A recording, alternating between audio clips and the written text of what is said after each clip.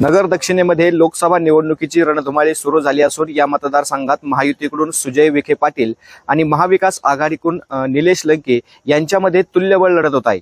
अगदी काही दिवसांवर ही निवडणूक येऊन ठेपली आहे। मतदान देखील जवळ आलेलं आहे। आता या निवडणुकीच्या पार्श्वभूमीवर नागरिकांच्या मनात नेमकं काय आहे हे जाणून घेण्याचा प्रयत्न केला आहे। आपण आहोत राहुरी तालुक्यातील गुहा गावामध्ये। गुहा गावातील नागरिक या ठिकाणी आहे। काय सांगाल की आता अगदी निवडणूक जवळ आली आहे। सुजय विखे पाटील आणि निलेश लंके यांच्यामध्ये सरळ सरळ लढत होते, तुल्यबळ लढत होते। एकंदरीत आपल्याला या निवडणुकीबद्दल काय वाटतंय? निवडून तर सुजय विखे येणार आहे, कारण त्यांचे काम चांगले आहे आणि मोदी सरकारने बी काम चांगले आहेत। म्हणजे बऱ्याचशा प्रमाणात 10 वर्षात जेवढा विकास झालाय त्याच्या आधी कधी झालेला नव्हता। 50-70 वर्ष झाली कधी म्हणजे सर्वसामान्यपर्यंत 1 रुपया पोहोचत नव्हता। वरून 1 रुपयाला खाली 10 पैसे पोहोचायचे, आता वरून 1 रुपयाला खाली डायरेक्ट 1 रुपयाच पोहोचतो। त्याच्यामुळे सुजय विखेंचे मतदान करणार आणि मोदी साहेबांचे हात बळकट करणार। मतदारसंघात सुजय विखेंचं असं काय काम आहे की आपण म्हणता की याच्यात आपण सुजय विखे पाटलांना मतदान करू? सुजय विखेंनी आता नगर मनमाडचं काम चालू आहे, प्रगतीपथावर आहे। नगरमध्ये मोठा ब्रिज बांधलाय आणि सर्वसामान्यांसाठी कधी बी अवेलेबल असतात। लोक म्हणतात कधी भेटत नाही।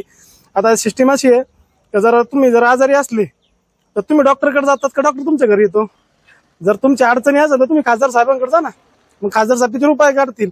पण लोकांनी एक थोडासा दिशाभूल करायचं काम चालू आहे का खासदार साहेब भेटत नाही, फोन उचलत नाही, पीए उचलत नाही, तसं काही नाही। खासदार साहेब आपण अडचण घेऊन गेलो ना दुसऱ्या मिनिटाला आपली ती सॉल्व्ह होते, त्याचं काय प्रॉब्लेम नाही। निश्चित मतदारसंघात कामं झाले म्हणतात ते, आपल्याला काय वाटतंय? मतदारसंघात कामं झाले ते म्हणून डॉक्टर सुजय विखे पाटलांना मतदान करायचं ते म्हणतायत। आपल्याला काय वाटतंय, सुजय विखे पाटील की निलेश लंके? सुजय विखे पाटील, कारण की सर्वात मोठा शेतकऱ्यांचा, आम्ही सर्व शेतकरी आहेत, सर्वात मोठा प्रश्न त्यांनी सॉल्व्ह केला तो निळवंडे धरणाचा आमचा। आता ते पाणी आमच्या बुवापर्यंत आले, सर्वात मोठा शेतकरी हा सुखी झालाय। दुसरी गोष्ट म्हणजे सुजय दादाला निवडून देण्याचं कारण तर ते आमच्या हिंदू धर्माला धरून आहे। आमच्या हिंदू धर्माला धरून त्यांनी आम्हाला जे सहकार्य केलंय ते, त्यामुळे आम्ही सुजय दादाला निवडून देतोय।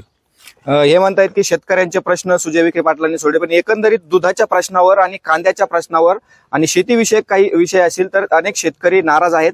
अनेक शेतकरी टीका देखील करतायत, पण आपण म्हणतायत शेतकऱ्यांचे प्रश्न त्यांनी सोडलेत। नेमकं काय प्रश्न शेतकऱ्यांचे त्यांनी सोडलेत असं आपल्याला वाटतं? शेतकऱ्यांचे प्रश्न सुटले ते आता जर बघितलं तर ऊसाला 33 रुपये भाव आहे। दुधाचेही त्यांनी जे 2 महिन्याचे अनुदान होते ते पण वर्ग केलेले आहेत। आतापर्यंत मला नाही वाटत की कोणाचे दुधाचे अनुदान या सरकारच्या आधी वर्ग झालेले आहेत। आणि तसं जर बघितलं दूध भाव पाडण्याचे सर्व प्रयत्न हे विरोधी पक्षाचे आहेत। जे मोठे दूध संघ आहेत ते सर्व विरोधी पक्षाचे आहेत। यात भाजपचे किंवा विखे घराणीचे असं काही नाही, दूध संघ यांचे कोणाचेच नाही, हे सर्व विरोधी पक्षांचे दूध संघ आहेत। त्यामुळे शेतकरी हा मेटाकुटीला फक्त हा विरोधी पक्षांनीच आणलेला आहे आणि भाजप सरकार हे शेतकरी हिताचे सरकार आहे। मग पण आता सध्या जर बघितलं तर दुधाचे अनुदान आपण म्हणताय सर्वांना मिळते, पण अनेक ठिकाणी अनुदान न मिळण्याची देखील टीका केली जाते आणि एकंदरीत कांदा प्रश्नावर देखील विखे पाटलांवर टीका केली जाते। या गोष्टीकडे कसे पाहता? कांदा प्रश्नावर आता सध्या कांद्यालाही 1821 रुपये भाव आहे आणि चालू वर्षी खूप कांद्याला जास्त भाव आहे इतर वर्षाच्या बघता। आणि याही आधी जे 60-70 रुपये भाव होता, आता 21 रुपये भाव झाले आणि काँग्रेसने दिल्लीत त्या विरुद्ध आंदोलन छेडले। मग काँग्रेसने काय आंदोलन छेडले? 21 रुपये भाव असताना काय छेडले? तो जो आंदोलनाचा व्हिडिओ आहे तो जुना व्हिडिओ आहे असं बोललं जाते। नाही, आम्ही जी चौकशी केली ना तर त्यानुसार कळलं की तो आत्ताचाच व्हिडिओ आहे। म्हणजे कांद्याचे भाव वाढले तर विरोधी पक्षाने आंदोलन केलंय असं आपलं म्हणणं आहे।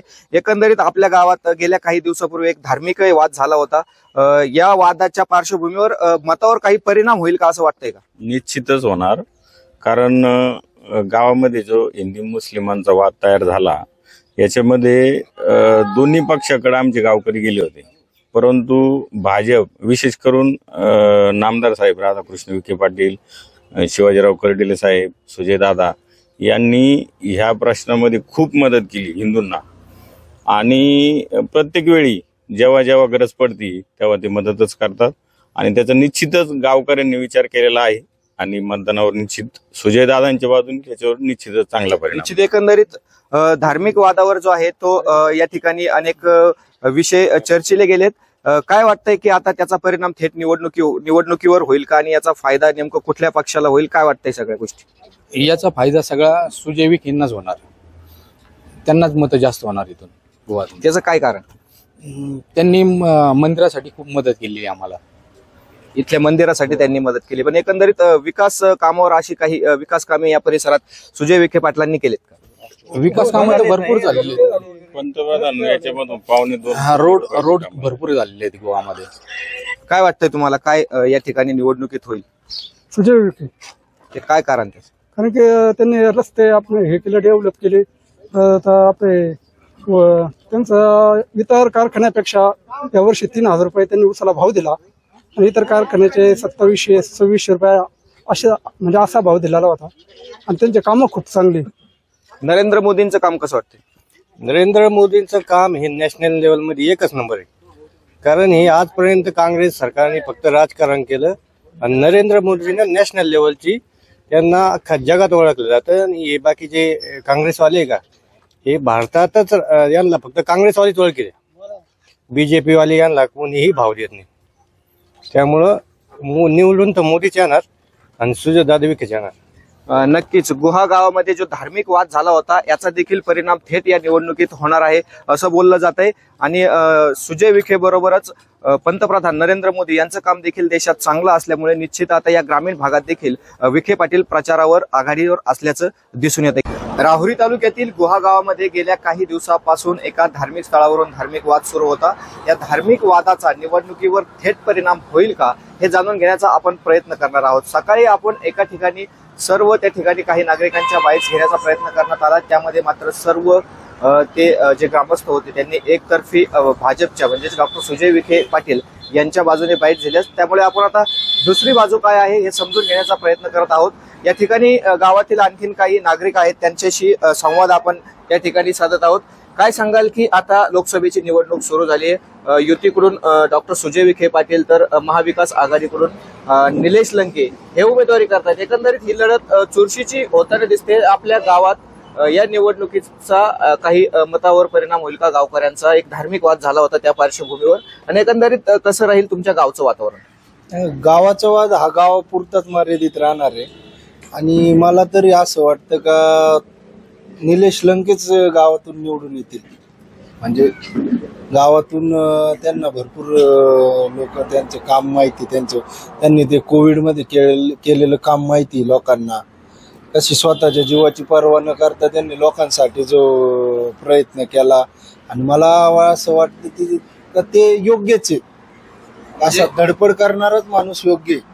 धार्मिक वादाचा परिणाम निवडणुकीवर होणार नाही असं वाटतंय का? नाही, त्याचा काय नाही परिणाम होऊ शकत. इथे मत हे विकासावर देतील काय लोक? विकासावरच मत होतील. नक्कीच. काय वाटतंय आपल्याला की आपल्या मतावर थेट परिणाम होईल का गावकऱ्यांचा धार्मिक वादावर, किंवा एकंदरीत वातावरण गावचं कसं राहील? नाही, धार्मिक वातावरण वातावरणामुळे कुठलाही मतावर परिणाम होणार नाही. काय वाटतंय कोण निवडून येईल? शेवटी निलेश लंकेच निवडून येणार. निलेश लंके काय? निलेश लंके एक सामान्य व्यक्तिमत्व, एक गरीब कुटुंबातलं, शेतकऱ्याच्या कुटुंबातलं व्यक्तिमत्व. डॉक्टर सुजय विखे पाटील 5 वर्ष खासदार होते, त्यांच्या या भागात काही विकास कामं केली आहेत का? त्यांच्या कामावर आपण नाराज आहात? नाही, कामावर शेवटी आज जे केंद्रात जे सरकार आहे ते शेतकरी विरोधात सरकार आहे. आज गोवाची परिस्थिती अशी आहे, जो दूध उत्पादक शेतकरी, कांदा उत्पादक आज हा पूर्ण देश धडीला लागलेला आहे. यांची आज इतकी आर्थिक हानी झालेली फार मोठी. त्यामुळे लोक आज जे इलेक्शन होत आहे, मतदान होत आहे, त्याच्यात निश्चितच इंडिया आघाडीच्या पाठीमागे राहणार आहे. नक्कीच शेतकरी नाराज आहेत असं त्यांचं मत आहे. काय वाटतंय या निवडणुकीत काय होईल?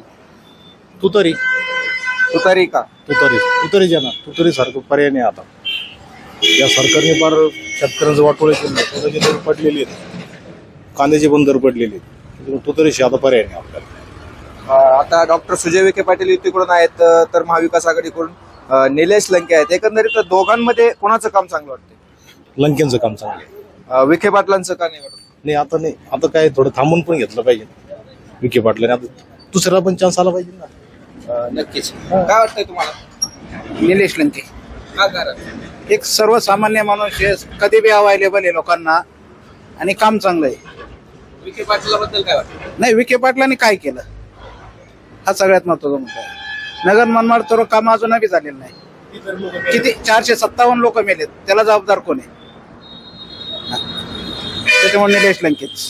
नक्कीच या ठिकाणी धार्मिक गोष्टींवर मतं न होता विकास कामावर नागरिक मतं करतील असं देखील चित्र या ठिकाणी दिसून आलं. कॅमेरामॅन रोशीसह गोविंद फुनगे, S9 मीडिया, राहुरी.